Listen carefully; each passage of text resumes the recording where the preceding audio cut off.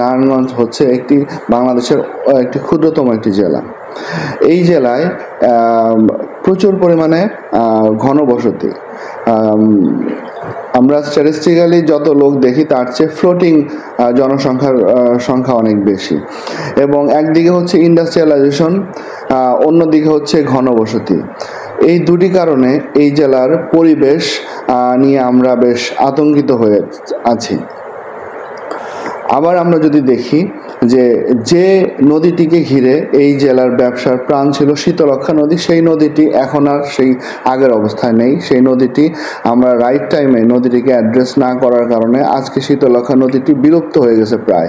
সেখানে এখন আর কোনো জীববৈচিত্র্য দেখা যায় না, এক ধরনের সাকার মাছ পাওয়া যায়। আমরা কোনো মাছ, অন্য কোনো মাছ সেখানে দেখি না। সেখানে মাছ বসবাসের কোনো উপযোগিতা নেই। তো একদিকে নদীটি ধ্বংস হয়ে গিয়েছে, অন্যদিকে ইন্ডাস্ট্রিয়ালাইজেশন বৃদ্ধি পাচ্ছে, প্রচুর ঘনবসতি। সুতরাং এই শহরের ভবিষ্যৎ কি, আমরা এটা নিয়ে একটু আতঙ্কিত ছিলাম। সেই আতঙ্ক থেকেই আমার কাছে মনে হয়েছে যে আমরা যদি এখন এই শহরের জন্য কিছু সবুজায়ন কার্যক্রম গ্রহণ না করতে পারি। অন্যদিকে আমরা যদি দেখি এই শহরের, আপনারা জানেন যে একটি দেশের বনভূমির পরিমাণ সাধারণত 25% থাকতে হয়, কিন্তু আমার এই জেলাতে মাত্র 62 হেক্টর বনভূমি রয়েছে, যা প্রায় 3%-এর মতো। এটি আসলে কোনোভাবেই সহনীয় মাত্রা নয়। সুতরাং এই শহরকে যদি বসবাস উপযোগী রাখতে হয়, আরও 10 বছর পরে যদি এইভাবে ইন্ডাস্ট্রিয়ালাইজেশন বেড়ে যেতে থাকে এবং পপুলেশনের সংখ্যা বেড়ে যেতে থাকে, এই শহরটি বসবাস অনুপযোগী হয়ে পড়বে। মূলত সেই চিন্তা থেকেই আমার এই একটি কর্মসূচি, সেটা হচ্ছে গ্রিন অ্যান্ড ক্লিন নারায়ণগঞ্জ কর্মসূচি।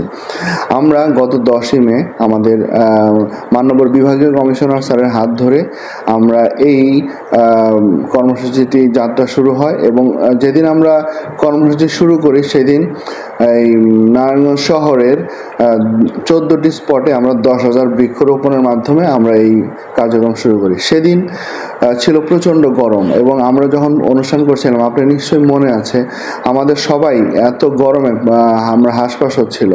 আমরা আতঙ্কিত ছিলাম যে আমরা যে গাছগুলো আজকে লাগালাম, আমরা যে পরিকল্পনা গ্রহণ করলাম, আসলে এই গাছগুলো কি আমরা বাঁচিয়ে রাখতে পারবো কিনা। তো আমি মহান রাব্বুল আলামিনের কাছে কৃতজ্ঞতা জানাই।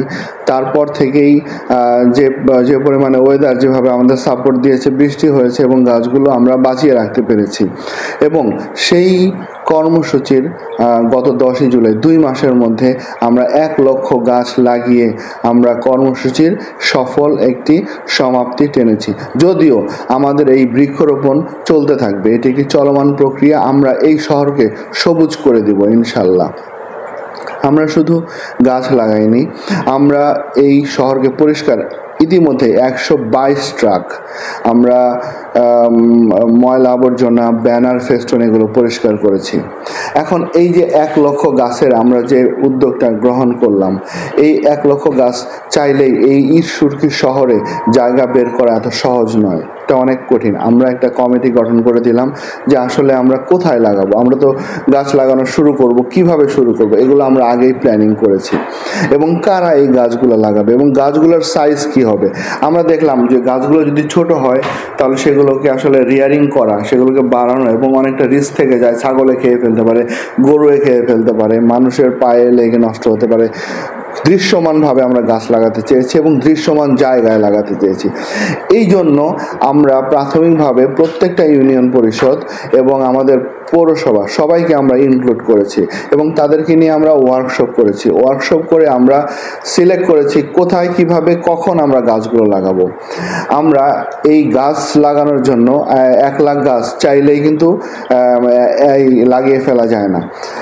এই গাছ লাগাতে গিয়ে আমার প্রায় 660 জন শ্রমিক, আমাদের 132 জনের মতো বিভিন্ন পর্যায়ের কর্মকর্তা এবং 20টির মতো বিভিন্ন ধরনের সংগঠন, বৈষম্য বিরোধী ছাত্রছাত্রীরা পর্যন্ত তারা আমাদের সাথে সামিল হয়েছে এবং তারা অতপ্রতভাবে আমাদের সাথে থেকে এই গাছগুলো লাগিয়েছে।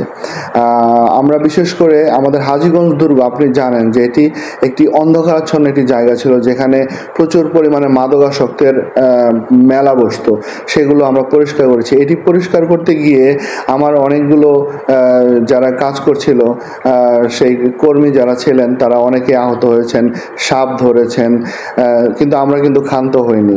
আমরা আমাদের কার্যক্রম দুর্বার গতিতে চালিয়ে গিয়েছি। আমি কৃতজ্ঞতা জানাচ্ছি প্রথমেই যে যিনি আমার এই কার্যক্রমটি শুরু করেছিলেন, আমাদের মান্যবর বিভাগীয় কমিশনার স্যার। এরপরে আমাদের পরিবেশ উপদেষ্টা মহোদয়, যিনি আমাকে 10,000 গাছ দিয়েছেন। এছাড়া রেড ক্রিসেন্ট আমাদেরকে গাছ দিয়ে সহায়তা করেছে, আমাদের টিসিবি আমাদেরকে গাছ দিয়েছে, আরও বিভিন্ন ব্যক্তি পর্যায়ের অনেকেই আমাদেরকে গাছ দিয়ে সহায়তা করেছে। আমরা জেলা পরিষদ থেকে আমাদের কিছু সাপোর্ট আমরা পেয়েছি, আমরা লোকাল ফান্ড থেকেও আমরা এই গাছগুলো সংগ্রহ করেছি। এবং আপনি দেখবেন আমাদের কোনো গাছগুলোই 5 ফিটের নিচে না। এবং শুধু গাছ সংগ্রহ করলাম এটি বড় কথা নয়, গাছগুলো লাগানোর জন্য আমরা দেখেছি যে আমাদের BIWTA, আনসার, কমান্ডেন্ট, আমাদের প্রায় 42টি অফিস, 42টি সরকারি অফিস যারা গাছ লাগিয়েছে, 310টি সরকারি বিভিন্ন ধরনের শিক্ষা প্রতিষ্ঠান তারা গাছ লাগিয়েছে, 176 কিলোমিটার রাস্তায় আমরা গাছ লাগিয়েছি, আমরা 4টি খালে আমরা গাছ লাগিয়েছি। এইভাবে কিন্তু আমরা প্ল্যান করে করে আমাদের এই বৃক্ষরোপণগুলো করেছি। এবং আমরা যেরকম করেছি, আমার জেলার মধ্যে যে উপজেলাগুলো আছে, উপজেলা নির্বাহী কর্মকর্তারা তারাও একইভাবে। আপনি দেখেছেন যে সোনারগাঁতে 10,000তম গাছটা আমি লাগিয়ে এসেছিলাম। প্রত্যেকটা উপজেলার আমরা টার্গেট দিয়ে দিয়েছিলাম। আমরা মন্দির, মসজিদ, খেলার মাঠ, এমন কোনো জায়গা নাই, কারণ এই শহরে আপনি জায়গা বের করা খুব টাফ।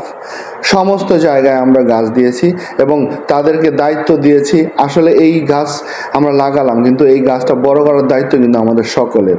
আমি চাইলেই 1 লক্ষ গাছকে প্রতিদিন মনিটরিং করতে পারবো না।